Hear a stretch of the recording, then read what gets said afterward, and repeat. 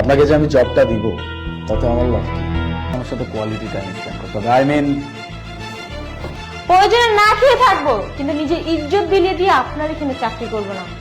আরে যে শুনুন, আপনি যে কাজটা করছেন না, এটার জন্য আপনাকে পস্তাতে হবে। বাই দ্য ওয়ে, আপনি এটা কি পরে আসছেন? একটা বোরকা পরে আসছেন। এটা কখনো অফিসিয়াল ড্রেস হতে পারে? আপনি একটা জায়গায় জব করবেন, আপনি এখানে চাকরি করতে আসছেন, আপনি কিনা বোরকা পরে আসছেন। অ্যাটলিস্ট একটা ফর্মাল ড্রেস তো পরে আসবেন, নয়তো কোনো জিন্স টপস এগুলো কি? বোরকা, এই বোরকা পরে তো অফিস করা যায় না, তাই না? সরি স্যার, আসলে আমি এর আগে কোনো জব করিনি তো, তাই আসলে অফিসের রুল সম্বন্ধে আমার কিছু জানা নেই। আপনি আগে আমাকে জবটা দেন, তারপরে হচ্ছে আমি সবকিছু ঠিকঠাক করে আসবো। স্যার, আমার সব ডকুমেন্টস। আরে পেপারস তো জাস্ট ফর্মালিটিস, এগুলো কোনো প্রয়োজন নেই। দেখেন, আমি এত ঘোরায় বেচায় কথা বলেছি। আপনার যদি এই জবটা দরকার হয় আর আমি যদি আপনাকে এই জবটা দিই, তাহলে আমার একটা শর্ত আছে। সত্য মানে? মানেটা খুব সহজ। আমার সাথে আপনার কোয়ালিটি টাইম স্পেন্ড করতে, বুঝতেই পারতেছেন। এখন আপনি যদি স্যার, আপনি কি বলতে চান? আমি এখানে জব করার জন্য আসছি, সার্টিফিকেট দেখবেন, আপনারা কোয়ালিফিকেশন দেখবেন, তারপর চিন্তা করবেন যে জব দেওয়া যাবে না।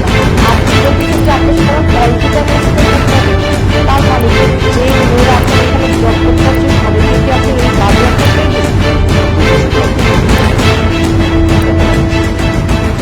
আপনি শুধু বলুন যে আপনি রাজি।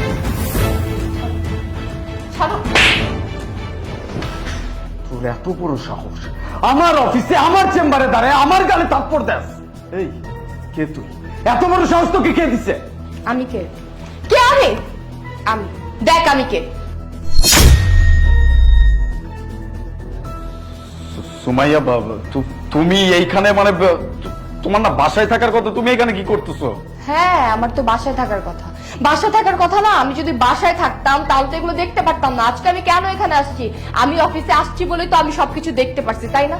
লজ্জা করে না তোমার? হ্যাঁ, অফিসে তুমি এই ধরনের কাজ করে বেড়াও। তুমি কি ভাবছো যে তুমি দিনের পর দিন এগুলো করে বেড়াবে আর আমি কিছু জানতে পারবো না? সুমাইয়া, দেখো, তুমি যেমনটা ভাবতেছো জান এমন কিচ্ছু না। Please try to understand. আমি তোমাকে বোঝা বলতেছি, তুমি বসো। অনেক হয়েছে, আর একটা মিথ্যা কথা বলবা না। তোমার মনে পড়ে গত সপ্তাহের কথা? স্যার, আমার কাগজপত্র ঠিক আছে? All good. এই কাগজপত্র দিয়ে কি করবো? এগুলো তো জাস্ট ফর্মালিটিস। আসল কথায় আসি, দেখেন, এটা একটা মাল্টি ন্যাশনাল কোম্পানি। এখানে চাকরি করার জন্য হাজার হাজার মানুষ লাইন ধরে দাঁড়ায় থাকে। আমি যে আপনাকে জবটা দিব, আমার বেনিফিটস কি? ছি, আপনার কাছে এটা আশা করিনি। আমরা গরিব হতে পারি, কিন্তু আমাদের একটা মান সম্মান আছে। হ্যাঁ, আমি তো জানি। এটা জেনেই আপনি এখানে আসছেন, কারণ এত বড় একটা কোম্পানি, এখানে যদি আপনি জব করেন আপনার তো কপাল খুলে যাবে, তাই না? দেখেন, আমি এত ঘুরিয়ে পেঁচিয়ে কথা বলতে পারি, স্ট্রেট ফরওয়ার্ড কথা বলি। এখানে যদি আপনার জব করতে হয় তাহলে আমার সাথে কোয়ালিটি টাইম স্পেন্ড করতে হবে। আপনি তো বুঝতেই পারতেছেন যে আমি কি মিন করতেছি। প্রয়োজনে না খেয়ে থাকবো, কিন্তু নিজের ইজ্জত বিলিয়ে দিয়ে আপনার এখানে চাকরি করবো না। আরে যে শুনুন, আপনি যে কাজটা করছেন না, এটার জন্য আপনাকে পস্তাতে হবে। আলিফ, ও আমার দূর সম্পর্কের কাজিন ছিল। ওদের ফ্যামিলিতে অনেক অভাব অনটন ছিল, এই জন্য ও চাকরি করতে চাইছিল। ও আমার কাছে এসে বলছে ওর চাকরির খুব দরকার, ওরা অনেক অভাবে আছে। ও যদি একটা চাকরি না পায় ওর বাবা মার খরচ চালাতে পারবে না। এই জন্য আমি ওর কথা চিন্তা করে ওকে বলছি, যা তুই আমার অফিসে যা, আমার হাজবেন্ডকে যে আমার কথা বল, তোকে চাকরি দিয়ে দিবে। ও খুব ভালো করে জানতো যে তুমি আমার হাজবেন্ড, তাই তোমার কাছে আসছে চাকরির জন্য। আর তুমি ওকে 2টা সেকেন্ড সময় দাও নাই পরিচয় দেওয়ার জন্য। ও তোমাকে বলতে পর্যন্ত পারে নাই যে ও আমার মাধ্যমে এই অফিসে আসছে। আর তুমি ওকে কি বলো? যে চাকরি পেতে হলে তোমার সাথে কোয়ালিটি টাইম স্পেন্ড করতে হবে। আরে আমার তো ভাবতেও ঘৃণা লাগতেছে যে তুমি আমার হাজবেন্ড, আর ওই মেয়েটাকে যদি আমি অফিসে না পাঠাতাম তাহলে তো আমি জানতেও পারতাম না যে দিনের পর দিন তুমি এগুলো করে যাচ্ছ। আর প্রত্যেক সপ্তাহে চাকরির জন্য সার্কুলার দিচ্ছ না মেয়েদের সাথে এই সমস্ত কাজ করার জন্য, এই সমস্ত নোংরামি করার জন্য।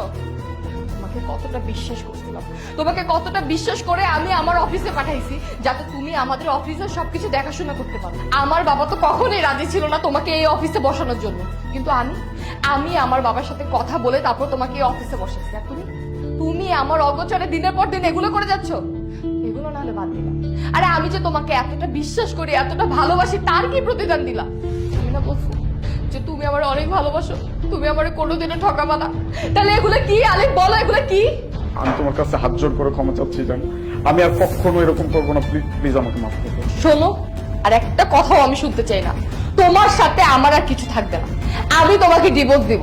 আর তুমি আমার এই অফিস থেকে এখন এই মুহূর্তে বের হয়ে যাও, যাও। কি বলতেছো তুমি জানা? আমি তো তোমার কাছে ক্ষমা চাচ্ছি, আমি আর কখনো এগুলো করবো না, হাত জোর করে ক্ষমা চাইতেছি প্লিজ। ক্ষমা? আর তোমাকে তোমাকে আমি মরে গেলেও কোনোদিন ক্ষমা করবো না, তুমি আমার বিশ্বাস ভাঙছো না। আর একটা কথাও আমি শুনতে চাই না, বের হও, বের হও। তোমাকে আমি বলছি বের হইতে, আলিফ বের হও।